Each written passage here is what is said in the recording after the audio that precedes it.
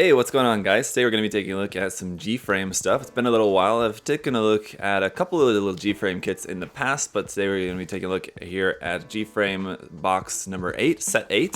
And this set includes the Gundam F91, the Gelgoog, and the Gundam Ez8. So if you guys aren't familiar with these, basically they come in two different sets. Well, let me just get the box open. It'll be easier to show you once I got this box open. And I pretty much only bought this for the Gelgoog, but we got some cool stuff in here. So in this box here we've got 10 pieces, and so you're going to have 2 full sets of Gelgoog, 2 full sets of F91, and 1 full set of Ez8. So if you're especially wanting more Ez8, sucks for you with this box. But how these work, that each Gundam will have an armor and a frame box. Now with the armor box, all you get is the armor and a very basic frame that isn't really going to move. It doesn't really do much. It just stands there. It doesn't come with any weapons or anything.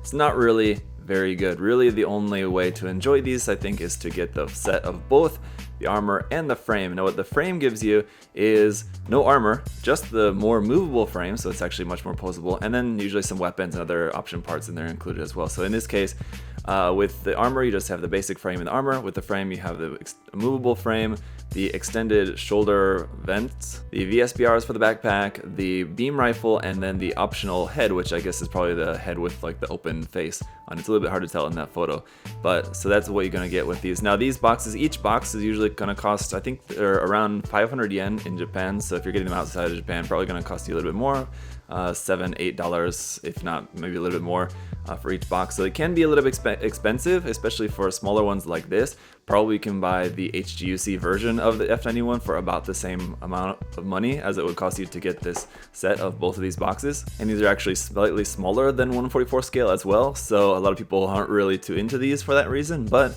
there are some interesting ones, and the details on these are different.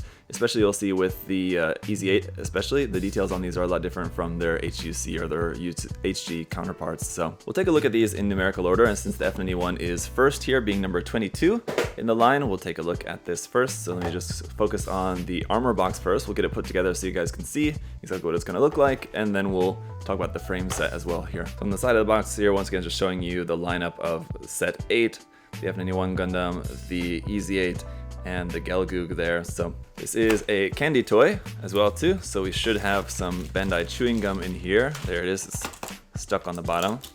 We'll have that in there you can enjoy for about 5 seconds. As you can see, there is going to be some assembly required for these. You'll have to put some stuff together, but I don't, as far as I can remember, not a lot of them do require you to actually cut parts off of like mini runners or things like that. So here it is, and I'll just say right off the bat, this is definitely the most chunky F91 I think I've ever seen, especially for how much bulk he's got in the legs. Usually the F91 is, very slender design, but this one's certainly showing some bulk. The other thing that I will say though is that it is surprisingly good on the seam lines compared to some of the past G-Frame kits that I've taken a look at. Got a little bit of a seam there on the back of the leg. The one on the front of the leg there is just hidden as a panel line, so you got that. And then a seam line here on the top of the shoulder. That's pretty understandable though as well too.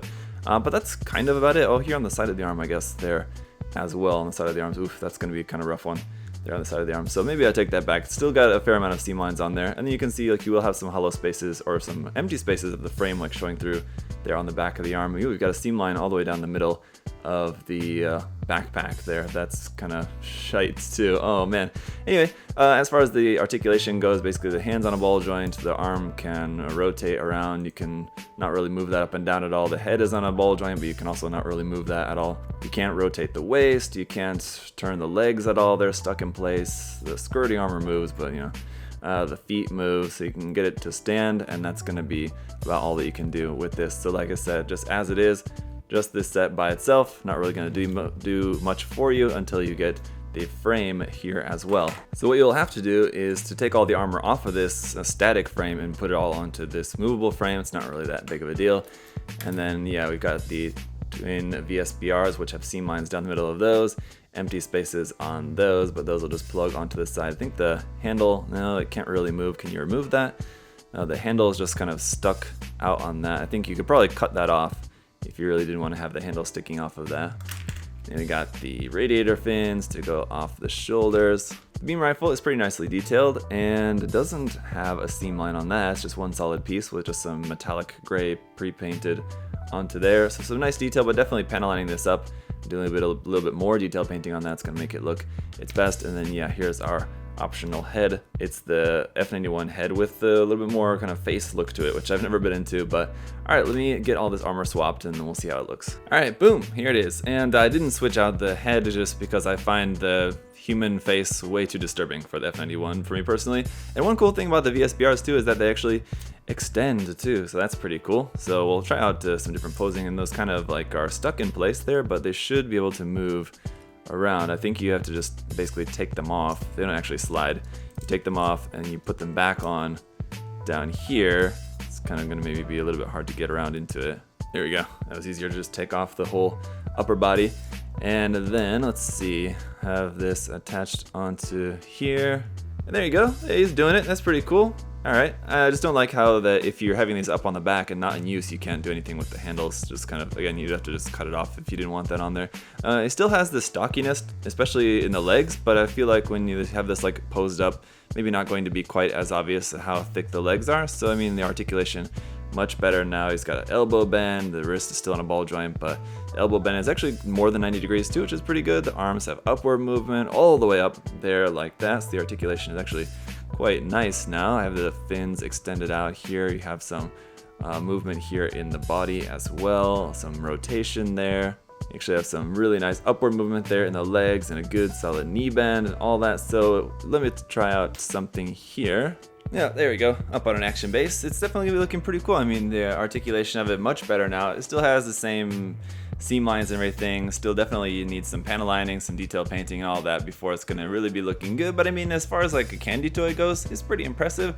Still think, of course, like for the price compared to just getting yourself the HGUC kit, yeah, I mean, I can understand why you might wanna just opt for getting the HGUC kit rather than this, but I mean, it's not all bad. Let's just go ahead and take a look at the next one, which is going to be number 23, the Ez8. And as you can tell already right off the bat, you can tell the details on this are quite a bit different from other versions of the Ez8. It almost looks like he's got some chicken pox or something. He's coming down with something with all the little holes and details everywhere around in there. I'm not sure if I'm really sold on this version of the design, but it looks pretty interesting. Let's get it out and see what it looks like here first, and then I'll make up my mind how much I really like it or not. But do love the Ez8 in general. I'm not sure if I will care too much for this particular version of it though, so let's go ahead. It's opened up. Alright, here it is. And I mean, yeah, it's very odd and it's a detailed design, I'll give it that, but it's kind of cool. I don't know. And it definitely, I think just the eccentricness of the details do help to hide the seam lines a little bit, because it's got seam lines here on the side of the arm, but don't really seem to be all that noticeable here on the top of the arm as well too, the top of the shoulder. I should say pretty standard location for that. On the front of the leg, it's not really there too much. On the back of the leg, you got a little bit more of the seam line there on the back of the leg. But I mean, and I do like how the feet are much different style from normally. The Ez8 feet are much more kind of bigger. These are longer and thinner. It's kind of different, unique style here for the Ez8. But again, not really gonna have much movement here with just the armor set. Just gonna be kind of how it is. I do like the shape of the chest too. It's also kind of a different shape for that. The head looks good and everything. The pre-painting on there, pretty good. The little chin piece, not really fully covered all that much, but the eyes in there, a little red bit for the eyes does look pretty good. So overall, I mean, it's kind of okay, but I think it's gonna definitely look a lot better. Oof, this gap here on the back of the legs and like the back of the knee there with that weird part sticking out is kind of strange. So that's a bit odd, but let's go ahead and check out the frame part here. So this is gonna give you the articulated frame, the bazooka, the beam rifle, and then a connector piece for the shield there as well. So no machine gun, which is kind of a shame, but I guess that probably came with the ground Gundam. I believe a ground Gundam came out in this line already. I could be mistaken about that. And also no 180mm cannon, which again I think is probably part of the ground Gundam set. I just want to take a look at the shield first here too. The painting on that does look pretty nice. It's not really too much to look at on the underside, but at least on the outside it's pretty good. A little bit more detailed painting on this little bar here on the top and some panel lining, of course. It's going to look a lot better. The bazooka is pretty good. It's not really meant to be too much more colorful than just kind of as it is here. We do have a seam line on that, which you'll need to get rid of, but overall, I mean, it's a pretty bulky. This is something you could use with a HG kit, I think, no problem. Like I said, these are generally a little bit smaller than HG, but this one is quite large, so I feel like you could definitely use this with an HG kit. Beam rifle here, also missing some colors. It's supposed to be like half white, but once again, this does seem to be all molded as one piece, so you don't have a seam line at least. You just have to do a little bit of painting on that to get that looking as it's meant to be, and then just our frame here. So once again, let me get all of the armor swapped, and then we'll see how it looks. There we go, much better. And yeah, I mean, I'm coming around to the design aspects of this a little bit. The shield looks pretty good, beam rifle, everything. Obviously, the articulation gonna be much better now for doing some crazy acrobatic poses that the Ez8 is known for. Not particularly, but let's see, can it do a kneeling pose? That's gonna be the trick. And it's kind of a bit awkward, but he can do a kneeling pose actually, which is not bad. So for the Ez8, I mean, I gotta say, coming around, this is definitely one of the better ones I think that I've taken a look at in this series. Now again, I think the detailing, styling on this one maybe not gonna be for everyone. I'm starting to, not mind it so much, but I can definitely see fans of the Ez8 not really caring for the way that this particular version of it looks. But I mean, let me know what you think. I just also want to take a quick look here at the bazooka as well, and getting that up over the shoulder, not really going to be like exactly right, but you can get it up well enough for doing a firing pose. I mean, it's looking kind of cool, but it does look a little bit too large. I mean, like I said, this looks a little bit more like a 1/44 scale size weapon. I mean, compared to the Gundam here, I mean, I guess when he's just standing with it, maybe it's gonna look better. I still think it ends up just looking a little bit too big for that. I mean, look at the size of this magazine compared to like the head and body. It's like the same size as the entire like front of the torso there. So it looks a little bit out of scale, molding the design of that, not quite right. I think I'm just gonna stick with the beam rifle. So that brings us to our last one here for today, which is gonna be the Gelgoog, which, as I said, is pretty much the only reason why I wanted to get this set, because I wanted to get my hands on this one. I've seen some custom paint jobs of this around on Twitter, and it looks really cool painted up, so I really wanted to get my hands on one of these, and luckily we've got two in the box, so there you go. So once again, let's just go ahead and pop open the armor set here first, which is just going to give us just the armor, no weapons and accessories, a little bit of gum. There we go, and it's looking pretty cool. We got some seam line here on the side of the arm, seam line here on the top of the shoulder, nothing on the front of the leg, and the back of the leg again, it's just kind of like a normal seam line for a Gelgoog. I don't know if you really are gonna care too much about that. Big hollow space there in the back of the leg, the back of the forearm, all pretty standard as we've seen kind of through all of them in the line, but not really too bad looking, I gotta say. Definitely got those big, almost like Dom style hands off there. It's gonna look a lot better once we get this all framed up with the frame parts, but I do like the kind of different detailing around on the shoulder. It's pretty unique, and then here on the legs, it's got just a different style of detail than other versions, the HGUC or the MG 2.0 kit. So I mean, it looks pretty good, and you got a little bit of like metallic, silvery, reddish, pinkish kind of color in there for the mono eye in there, so you can barely see it, but it's there. Let's go ahead and check out the frame box, which is going to include the shield, the rocket bazooka, interestingly, the different head part to make this the commander unit if you want to, the beam rifle, which I believe is the Regent Snyder version of the beam rifle. It looks a little bit more bulky than the typical beam rifle of the Gelgoog, so I think that's a different version. And this different version of the backpack here as well, which I believe, I'm not sure for which version of the Gelgoog that's supposed to be for. Sort of like high mobility type, but it doesn't have the high mobility type like other parts. Anyway, so we got some cool option parts in here, definitely, for this, so let's check it out. Here's that classic Gelgoog shield, which also has a little bit more kind of lining detail on it than normal. I mean, like the normal version just pretty flat, but this one has some nice detail on it, which looks pretty cool. It got some, it's gray on the inside, and just the front is painted in purple and yellow, so really quite nice for that. Here's that backpack, which does look like it will take some adapter parts there for something else. I'm not exactly sure for what though. So, giving me a sensation there. And this one also, the beam rifle is quite large, and I feel like once again could definitely be used for an HG kit probably. It's very big. Very thin though. I feel like it should be a little bit thicker, but I guess that was the point of it being all one solid piece. If it was thicker, it would have had been two separate pieces put together with a seam line on it. Like here towards the back half, this is two pieces back here, but the whole main part of the body is just one piece there. But so, I mean, it's pretty cool, very nicely detailed as you can see.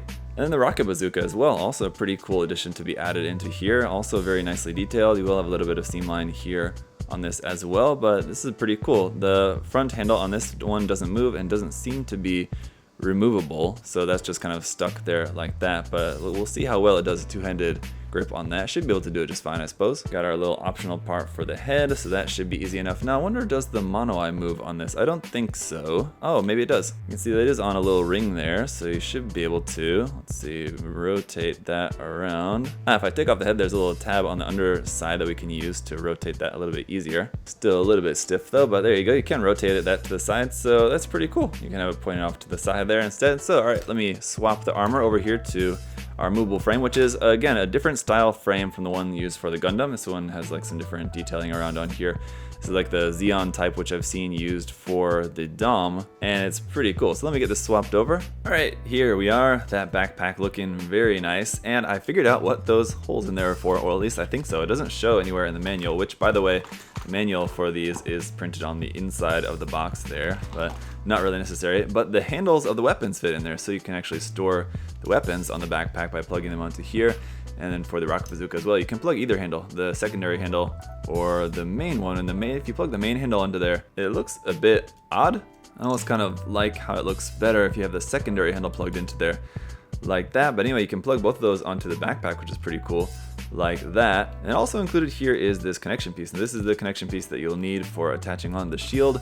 So that plugs into there and then plugs onto the shield here like this, onto the arm. Very cool. We got some very nice articulation with this kit now, like that. And the arm doesn't go up, let's see, all the way like with the F91 and the Ez8 we saw, but it does go up to 90 degrees to the body there, perpendicular, so that's pretty good. You got a nice good shoulder joint there. You got some stomach ab crunch action here as well, forward and back like that. So very nice articulation, and this little connector piece too can work to plug the shield onto the backpack. Now I think we'll need to take off at least one of these weapons here. Let's see if we can plug the shield on while the rocket bazooka is still in place there. And yeah, you can kind of, it looks a bit odd as it's like a lot of stuff getting stacked up on the back there, but you can plug that onto the back just fine. You could also just plug that onto the back here, let's see, without all this. If you didn't want to use that backpack, you can just use this connector piece, put the shield just straight onto here like that, which is a little bit more traditional Gelgoog style, I suppose. So there you go. Really like this. Super glad I finally got my hands on one of these. This one definitely makes it worth it, I think. So while it does have some seam lines to fix, this is definitely a really nice one. And yeah, these weapons, let's see how they actually look in hand. This rifle, I'm still thinking is probably a little bit too large for this guy. It looks very big. I mean, there you go. I don't know. What do you guys think? I mean, it looks like, if it's supposed to be like a massive sniper rifle, then it looks like that. But this rifle design, like I said, I believe it's the Regent Snyder type beam rifle, which is not supposed to be necessarily a sniper rifle. It's just a long beam rifle. But I don't know. I guess maybe what's the difference at that point, right? But anyway, you do have a pretty awesome looking beam rifle there for this, and also the rocket bazooka, which I feel is much more size appropriate, as it's meant to be a little bit shorter of a bazooka, and so I think it fits with the design quite well. And to do a two-handed pose, and it seems like it should be able to do this no problem. But let's just try it out here. Well, you can get the hand kind of on there, but it's not on there all the way, and so it's just kind of like that. And actually, this camera here on the side of there is a little bit in the way as well. Let me see if that's kind of out of the way. It's okay. And I feel like you do, of course, also have the open hands from just the frame. If you want to swap the hands, you can do that and just use these open hands. Give you something like that, which certainly looks a lot more realistic. It looks like a better pose there for that. So yeah, definitely really cool. I really like this one. It's probably going to be my favorite one in the line so far, which again, like I said, is the reason why I got this box. So really happy with this. Really perfect for Gelgoog fans out there. Alright, then just for a size comparison to let you guys know how big these are, like I said, they're a little bit smaller than 1/44 scale, as you can see, compared to the HG ARC 782 Gundam there. The F91, though, I gotta imagine probably is right about pretty close to 1/44 scale, because naturally it's a smaller Gundam, so it's gonna be smaller than the ARC 782, so it's probably pretty close to accurate 1/44 scale. The other two, though, are going to be a little bit smaller, probably closer to 1 to 180. I don't know. I'm sure someone has probably done the math on it already. You guys can let me know down in the comments if you found that online already. So there you go. That's it for Volume 8. Some pretty cool designs in there. And again, if you've never checked these out, maybe find one that's particularly appealing to you, whether it be from this volume or a different one, and maybe check them out. But again, I can understand why these aren't super popular for a lot of people, just because they would much rather go for the HGUC versions. But some of these exist as G-Frame kits and don't have HGUC versions. Not very many, but I think there's a couple. And at the very least, the designs are different too. And especially with the Gelgoog there too, you have some nice options with that I believe are not available in the standard, just regular HGUC versions. So it's something cool to think about anyway if you're looking for this. So as always guys, big thank you to USA Gundam Store for making this video possible, and thank you to you guys as well all too for liking, commenting, subscribing on the videos. Greatly appreciated all of the support. Thank you all so much. Hope the video was helpful for any of you guys who are maybe interested in some of this stuff. Hopefully this video gave you an idea of what to expect if you're planning on searching out and buying any of these kits. So until next time guys, y'all have a great day. I'll see you later. Bye bye.